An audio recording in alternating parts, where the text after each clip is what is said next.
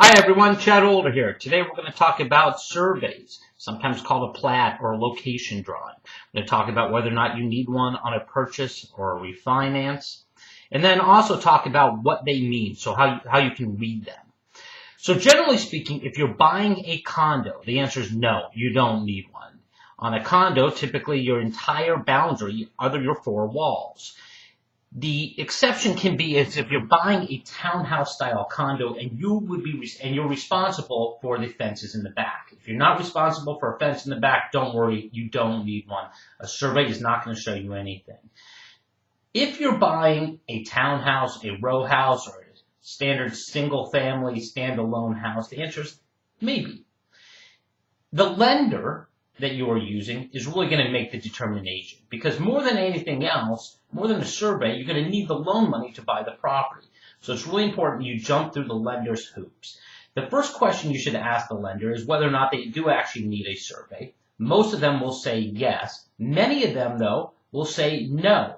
If they say no, the next question should be whether or not in DC and Maryland they'll accept a survey exception on the title binder. In Virginia, we don't have to do that. So in Virginia, the survey is always optional. So if the lender says no, they will not allow a survey exception, then really what they're saying is, well, they don't require a survey, they require a survey. So if your lender does not require a survey and will accept a survey exception, the next question is whether or not it's a good use of your money. Generally, I tell people that you kind of have to weigh the risks. If you're buying a home that is isolated, there's no neighbor to the left, to the right, or behind, you don't have a fence up, there's no storage shed or anything like that in the back, well, then a survey is pretty much not going to disclose anything new to you. It's going to show you where the boundaries of the property are, but you're going to know, just by looking at the property, that there are no encroachments. Now, in a home like mine, where I bought in a planned unit community, we have a homeowners association, our next door neighbors are right next to us. The fences are right along the property line. In this case, a survey did disclose to me exactly where the fence is. It did show me where the minimum building restriction line, that there's a public utility easement, as well as what the property line is. Now, interestingly enough, my property actually went along beyond the property line, which has been really helpful when I've had the city come out to trim one of the trees in the front.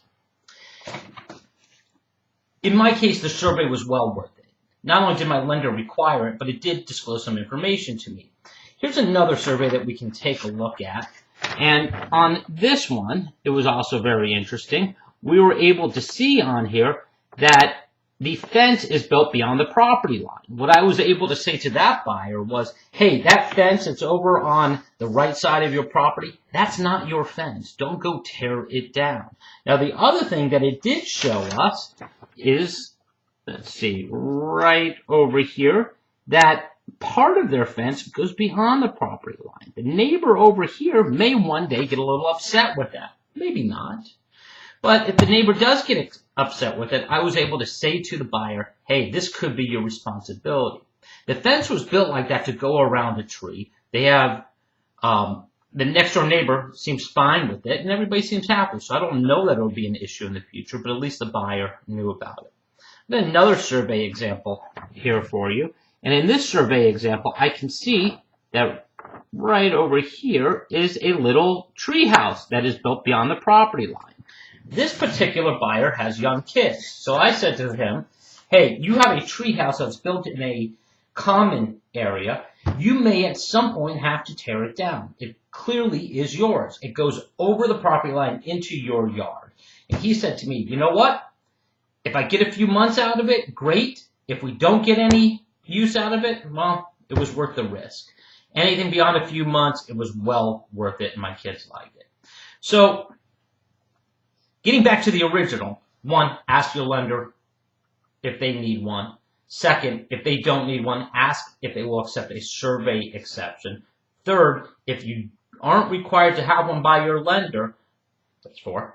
Third, if you're not required to have one by your lender, the question is it worth the risk?